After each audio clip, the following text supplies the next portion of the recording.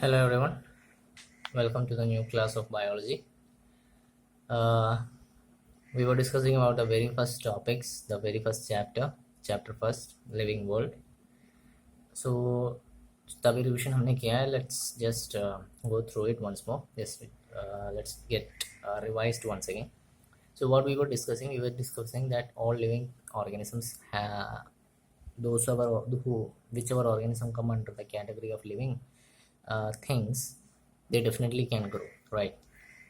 So the growth means in the sense they can increase in their number, and also they can sustain their life by various means they can वो अपनी ज़िंदगी अपने जीवन को किसी भी तरीके से कंट्रोल तरीके से जीने में और उसको बनाए रखने में किसी न किसी तरह सक्षम रहते ही हैं. Every unicellular organism grow by cell division, हमने ये भी पढ़ा था. जो भी यूनिसेलुलर ऑर्गेनिज्म रहता है एक सेल वाला, जैसे एल्गे, फंगाई, बैक्टीरिया, ये जो एक सेल वाले इन कैटेगरी में आने वाले ऑर्गेनिजम्स रहते हैं, they grow by cell division, उनमें सेल डिविजन मौजूद रहता है. जबकि एनिमल्स और प्लांट्स के केस में जो सेल डिविजन रहता है, ज़रूर रहता है उनके केस में सेल डिविजन, लेकिन वो कुछ सेल्स को रिप्लेस करने के लिए रहता है, right. Next point, living organisms जो रहता है वो उनकी ग्रोथ अंदर ही अंदर से रहती है, मतलब उनका शारीरिक रूप से ग्रोथ रहता है. बट जो नॉन लिविंग ऑर्गेनिजम्स रहते हैं उनकी ग्रोथ होती है ज़रूर, लेकिन एक्चुअली वो जो ग्रोथ रहता है वो किस वजह से होता है, वो एक्चुअली होता है because of the accumulation of some materials over its surface. उनके शरीर के ऊपर मटेरियल्स का एक्यूमुलेशन रहता है, उस वजह से उनकी ग्रोथ बनी रहती है. Okay, clear. और हमने क्या देखा था, ग्रोथ मतलब जो प्रोसेस रहता है ग्रोथ का, वो एक बॉडी मास इंक्रीज के हिसाब से रहता है. That means the increase in body mass. तो टोटली एक लिविंग ऑर्गेनिज्म की प्रॉपर्टी के रूप में, डिफाइनिंग प्रॉपर्टी के उस रूप में से कह नहीं सकते हैं. ओके, फिर बात की थी रिप्रोडक्शन के बारे में. लिविंग ऑर्गेनिज्म की खूबी है रिप्रोडक्शन. लाइफ को सस्टेन कराने के लिए वो रिप्रोडक्शन प्रोसेस करते हैं. मल्टी सेलुलर ऑर्गेनिज्म के केस में क्या होता है, उनकी जो नेक्स्ट जनरेशन का जो प्रोडक्शन रहता है, उनके नेक्स्ट जनरेशन में जो खासियत रहती है वो कैरेक्टर्स लगभग सिमिलर रहते हैं अपने पेरेंट्स के, ज़्यादा से ज़्यादा सिमिलर ही रहते हैं, लेकिन बहुत कम चांसेस रहते हैं जिनकी सिमिलैरिटी बहुत कम रहती है. मेनली रिप्रोडक्शन दो तरीके से होते हैं ऑर्गेनिज्म में, एक है सेक्सुअल और दूसरा है एसेक्सुअल. दूसरे और अलग अलग ऑर्गेनिज्म में अलग अलग केसेस में रहता है. कुछ ऑर्गेनिजम्स ऐसे भी होते हैं जिनमें स्पोर्स के द्वारा, रीजनरेशन के द्वारा, फ्रैगमेंटेशन के द्वारा वो अपना रिप्रोडक्शन प्रोसेस कराते हैं. तो कुछ यूनिसेलुलर ऑर्गेनिजम्स अपने इस रिप्रोडक्शन को अपने ग्रोथ के समान मानते हैं. Means they grow and reproduce at the same time. उनका जो ग्रोथ रहता है वो रिप्रोडक्शन के समान. Sorry for the interruption. Okay, लेकिन हम ये नहीं कह सकते हैं कि जो ऑर्गेनिजम्स की जो एबिलिटी रहती है वो रिप्रोडक्शन की एबिलिटी किस हिसाब से रहती है. ओके, सो कुछ ऑर्गेनिज्म ऐसे भी होते हैं, मैंने आपको एग्जाम्पल के साथ बताया था, जो रिप्रोड्यूस बिल्कुल भी नहीं करा सकते. जैसे म्यूल, जो डोंकी और हॉर्स का एक कॉम्बिनेशन रहता है, वो बिल्कुल भी रिप्रोडक्शन नहीं करा सकता है. सो एक तरफ से what we can say here is reproduction cannot be a defining property of any living organism. Okay, just a minute. Okay, let's continue. So जो नेक्स्ट टॉपिक है, जो नेक्स्ट चीज़ें हैं जो हम कह सकते हैं कि they can be the defining property of a living organism. One is metabolism. So what is metabolism? क्या जानते हैं आप मेटाबॉलिज्म के बारे में? सी, हर एक लिविंग ऑर्गेनिज्म में different type of chemical reactions होते रहते हैं, राइट. डाइजेशन के रूप में, हमारे केस में अगर देखा जाए, in case of human beings, digestion के रूप में केमिकल प्रोसेस होते रहते हैं. प्लांट्स के केस में फोटोसिंथेसिस के रूप में केमिकल प्रोसेस होते रहते हैं. यूनिसेलुलर एनिमल्स के केस में खाना, जो न्यूट्रिशन होता है उस तरीके से उनमें भी केमिकल रिएक्शंस होते हैं, केमिकल प्रोसेस होते हैं.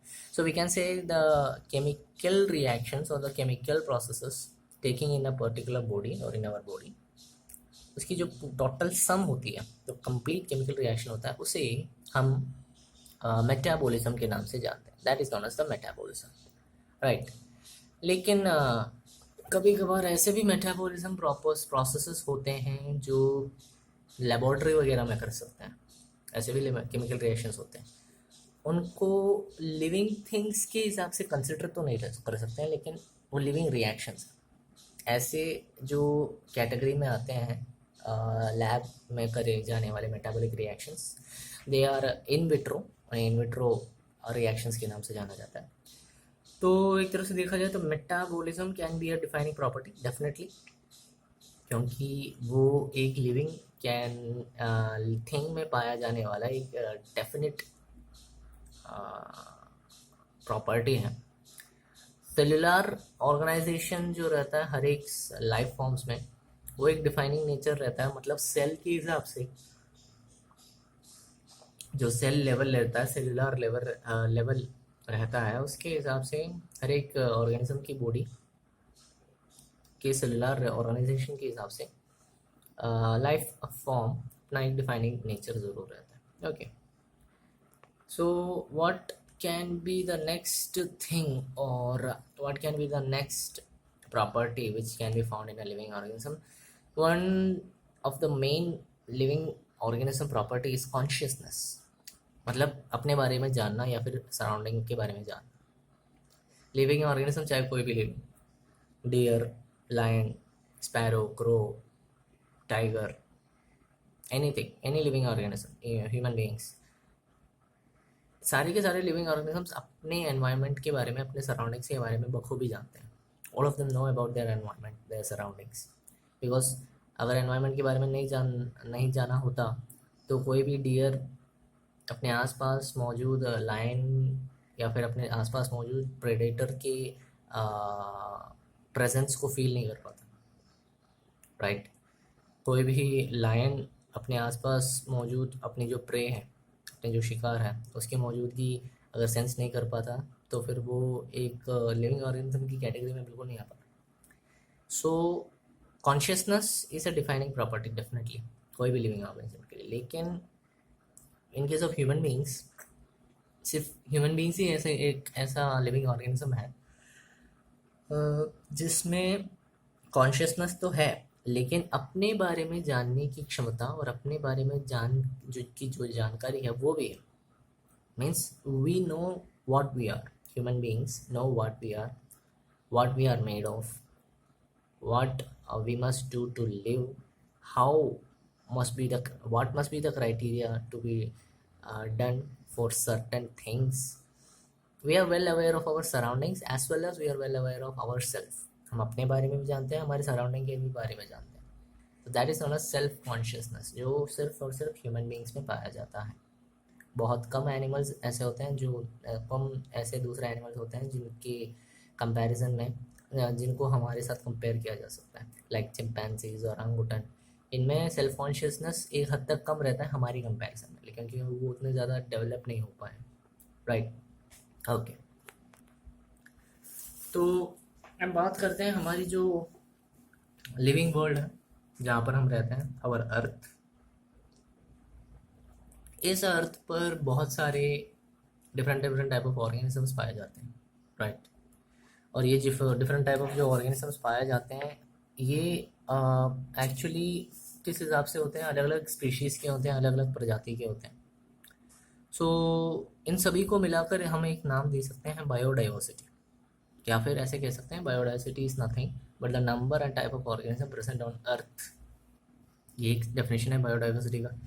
सॉरी, दूसरा डेफिनेशन आपने पढ़ा होगा छोटी क्लासेस में, biodiversity is nothing but the organisms which are found in our nearby environment. वो भी एक क्या कह सकते हैं एक डेफिनेशन है. तो दुनिया भर में जितने भी ऑर्गेनिजम्स पाए जाते हैं, wherever the organisms are found, whichever place, whichever continent the organisms are found, they are said by different names, right. जैसे इन नेटिव लैंग्वेजेस में अगर बात करें, वहाँ के प्रॉपर लैंग्वेजेस के बारे में बात करें, इंडिया में अगर देखा जाए डिफरेंट डिफरेंट लैंग्वेजेस पाया जाता है ना। जैसे फॉर एग्जांपल राजस्थान या फिर कोई भी नॉर्थ इंडियन स्टेट ले लो, वहाँ पर लायन, जैसे हम इंग्लिश में कहते हैं, लायन को शेर, ज़्यादातर शेर के नाम से ही जाना जाता है। ईस्टर्न साइड में जाए, नॉर्थ ईस्टर्न कंट्री में जाए, वहाँ पर उसे दूसरे नाम से जाना जा सकता होगा। साउथ में अब अगर आप किसी स्टेट में जाते हो तो वहाँ पर शेर को दूसरे नाम से जाना जाता होगा। आप इंडिया के बाहर जाओ, कोई भी यूरोपियन राज्य जहाँ पर इंग्लिश उतना प्रिडोमिनेंट लैंग्वेज नहीं है, वहाँ पर जाओ, वहाँ पर लायन को दूसरा कोई लैंग्वेज देते होंगे, वहाँ की native language. So all organism do not have the similar name all over the world, right. तो ये थोड़ा कन्फ्यूजन वाला प्रोसेस है कि एनिमल्स और प्लांट्स को पूरे दुनिया भर में एक जैसे नाम से ना जानना, उनके लोकल नेम्स हर एक जगह पर हर तरह तरह के हो जाना, तो it created a great confusion. So in order to avoid that confusion, where the animals all over the world had different names, plants and animals different names के थे, what happened and process just started, एक revolution start हो गया एक तरफ से, the naming of these species, these living organisms, animals और plants की naming nomenclature शुरू होने लग गए। तो उस नॉमनक्लेचर से फ़ायदा क्या हुआ? उस नॉमनक्लेचर का फ़ायदा ये हुआ था कि जो भी ऑर्गेनिज्म है, यानी कि हम खासकर, we good we could name any organism on the whole world and we could use that name anywhere in the world. आप किसी भी कॉन्टिनेंट में जाओ, एशियन कॉन्टिनेंट में कहीं पर भी, north American, south American continent में जाओ, यहाँ तक कि अफ्रीकन कॉन्टिनेंट में भी जाओ, तो भी आपको वही नेम आपको उस ऑर्गेनिज्म का दिखेगा। तो इसके लिए दो क्राइटेरिया फॉलो करना ज़रूरी था।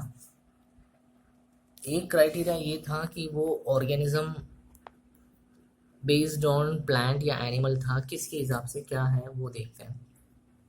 जो प्लांट वगैरह थे उनका जो नाम था, it was based on some principles and criteria that were provided by an organization by the name ICBN, international code for botanical nomenclature. इनके द्वारा दिए गए क्राइटेरिया के हिसाब से प्लांट के नाम दिए जाते थे, और जो एनिमल्स के नाम दिए जाते थे it was based on ICZN, international code for zoological nomenclature. So ये दो ऑर्गेनाइजेशंस होते हैं, ये या फिर इन दो इंस्टीट्यूशंस के द्वारा दिए गए कुछ क्राइटेरियाज के बदौलत प्लांट्स एनिमल्स का नाम, उनकी साइंटिफिक नेम्स दिए जाते थे। Okay, so this is all about the class. I hope you enjoyed it. आपको इसका PDF मिलेगा इसी वीडियो के कमेंट बॉक्स में, रेगुलरली लिखते रहिएगा नोट्स वगैरह, एंड स्टे सेफ। लॉकडाउन वगैरह है, अपने फैमिली मेम्बर्स को भी स्टे सेफ रखिएगा। Thank you and have a nice day.